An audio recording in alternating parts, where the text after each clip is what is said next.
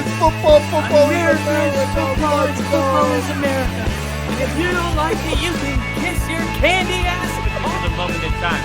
I don't give a damn. Oh my God. You love this. 30-27. Chiefs win. Chiefs win 30-20.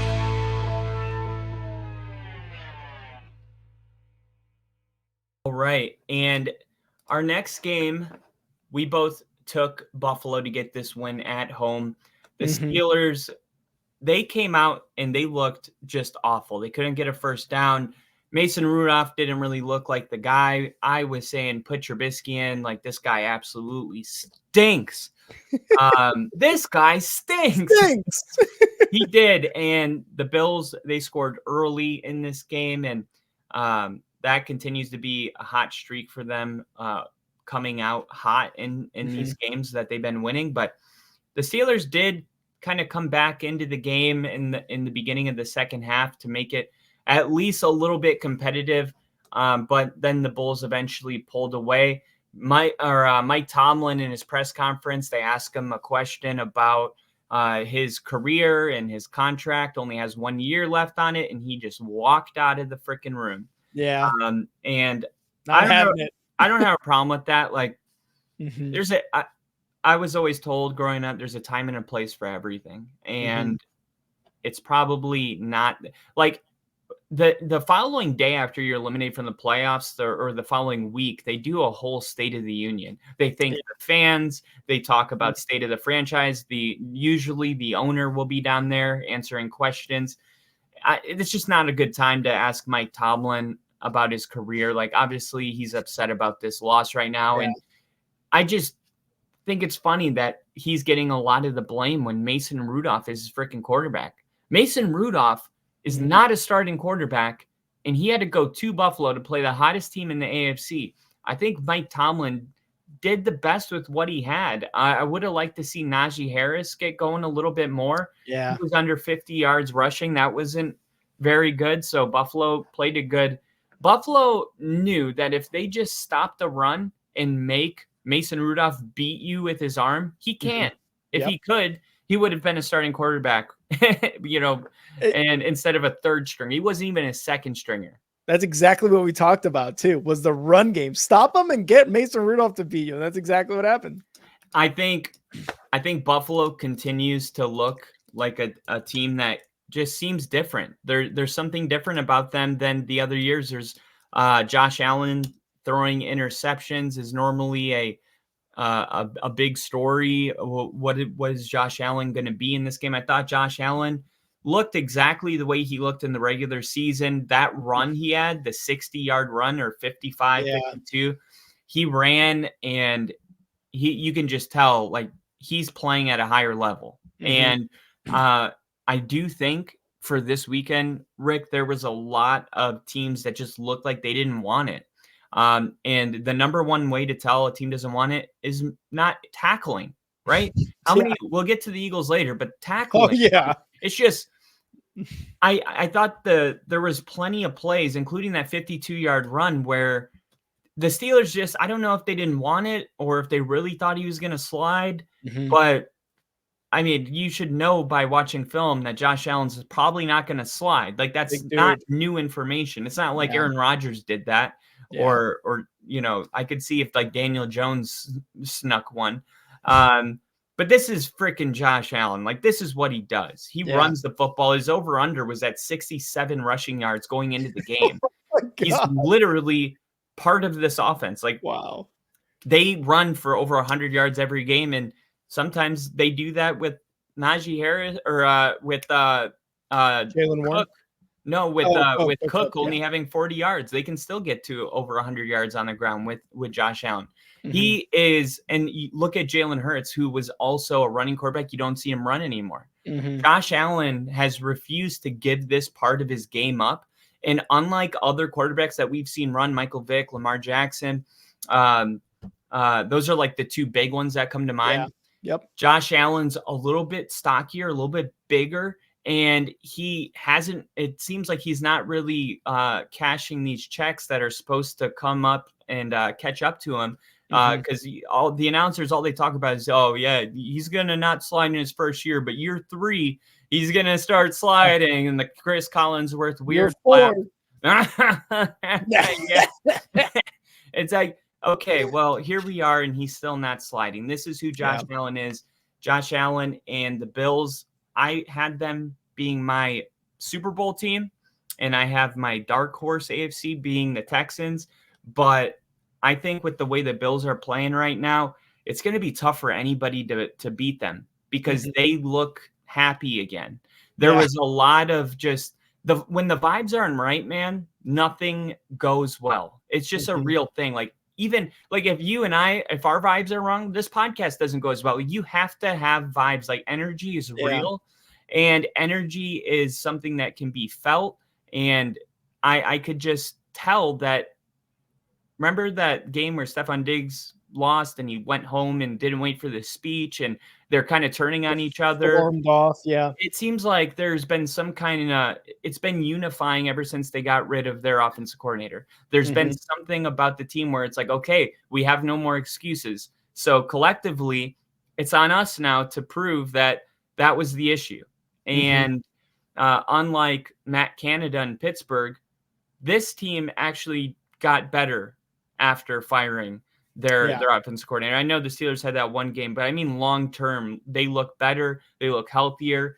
And there was no Gabriel Davis, but Shakir had made a couple phenomenal plays. And then that other rookie that they had, Hardy. Hardy was insane. Hardy. So I didn't think the Steelers were going to win this game. I'm going to say I don't really feel any different about Buffalo besides, better vibes a little bit because this was a playoff game and they didn't regress, and the fans are having fun, and everything just seems like it is set up perfectly for Buffalo to make that Super Bowl run this year. Yeah, and I agree with you basically with everything you said, and especially this last part. Did we really learn more from Buffalo? No, we knew exactly what Buffalo was going to do. You and I agreed on this game fully. They are going to beat the Steelers. They're going to annihilate the Steelers because they went with Mason Rudolph. Now, that doesn't mean that the Bills are exactly where we have them. It's no, they are going to continue to get better. And like Kyle said, this is one of those years where nobody is predicting the Bills to do a Super Bowl, to Josh Allen have a Super Bowl MVP. It's one of those quiet years where week 18, they won the AFC East, got the number 2 seed, and then came into the wild card game and demolished the Steelers. And they're going into the division game with just a lot of confidence. And, I think we're both going to have this at the end of the day, but Josh Allen is the MVP of this game. In a season where they got rid of Dorsey and they bring in Joe Brady as their offensive coordinator, you start to look at the run game more. You start to look at James Cook. James Cook is a 1,000-yard running back. Now this Bills team is all of a sudden level on the offense. You don't need Josh Allen to go and win you these games, but like you said it, Kyle, he's not going to give up the running game. He knows how effective he can be out of the pocket, sprinting downfield. You saw that from his 52-yard touchdown run. Now, that was also the Steelers' lack of fundamental tackling, but he still gets 30 yards, 40 yards. If he does get taken down, he's still a playmaker in that aspect. He had more yards, I think, rushing than James Cook. Well, he was 5 yards short. Okay. So he was the second leading rusher on the team. But yeah, Josh Allen was the MVP in this game. He had 3 touchdowns, 2 to each of his tight ends, Knox and Kincaid, and then to Shakur. And like you said, Hardy, another guy that is, coming to life as a rookie receiver. Not too much from Stephon Diggs. He had 52 yards. Leading receiver was Kincaid. But really, when you look at the stat sheet, he spread the ball around. Josh Allen spread the ball around to everybody. Everybody ate in this playoff game, and that is a well-balanced attack. You've got James Cook rushing for almost 80 yards. You got Josh Allen rushing for 70-plus yards. It's a balanced attack that the Bills have, and you pair that along with how dominant this defense was against, a Steelers team that didn't really belong in the playoffs, let's be honest. But they showed that dominance. If you're going to go in and you're going to go up against a team that shouldn't be in the playoffs, dominate them like they shouldn't be in the playoffs. It's exactly what the defense did. There was no answer Mason Rudolph, Deontay Johnson, Najee Harris, Jalen Warren, Mike Tomlin had for this defense. Again, we said it before this game. If you can stop the run duo of Jalen Warren and Najee Harris, and you have Mason Rudolph trying to beat you, you're going to succeed in this game. And what do? They shut down the run game, and they had Mason Rudolph try to beat them. They only came up with 17 points, while the Bills came out with a dominating, convincing win against the Steelers team. And now the Steelers, that is 5 straight playoff losses, and that is 7 years worth of playoff losses, the most in franchise history. Bills absolutely dominated them. They haven't had a team in a while that you've actually respected in the playoffs. True. NFL research, Josh Allen's 52-yard touchdown run was the second longest touchdown run by a quarterback in NFL postseason history. It was only 4 yards short of the number 1 quarterback run. Do you know who that was? I don't know about that one, Jim. Try to guess. Just like throw somebody out there. I'll give you. Oh, okay. That was a good one. Colin Kaepernick. Colin in the Super Bowl? Nope. It was actually, and this is the twist in the whole thing, it was in the divisional round against Green Bay. In 2012, which is a game that's going to be happening next week. So I thought that was going to be I was super pumped about that. That's a cool one. I found something. Check it out. All right. My MVP in this game, I want to give it to Dalton Kincaid, but I'm going to give it to Josh Allen. I'm going to give it to the quarterback. And Kincaid had an incredible game. If I could, he's offensive player of the game.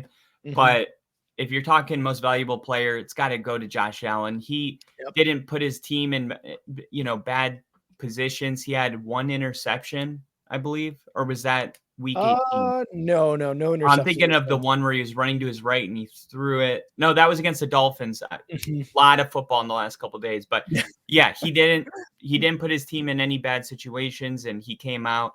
It's not that run was kind of the icing on the cake for me. I was like, okay, Josh Allen, and this is kind of what they've been doing since they fired Ken Dorsey. It's that they've been like, okay, Josh Allen, we're jumping on your back. You're going to carry us. And it's working out for them. And it's also what comes with the territory is when Josh Allen and the Bills win, he's the most valuable player. But when they lose, it's his fault. And that's just what comes with the position. So he came out and had a good game. So I'm going to give him the credit that he deserves. Love it. I totally agree with everything you just said. All right. Do you have an MVP? Yeah, I said Josh Allen at the beginning, kind of, sort of. And that's why I was like, I think you and I are both going to have the same one. It was Josh Allen because of what he did. And basically like what you said, right? Like the offense lives and dies with Josh Allen.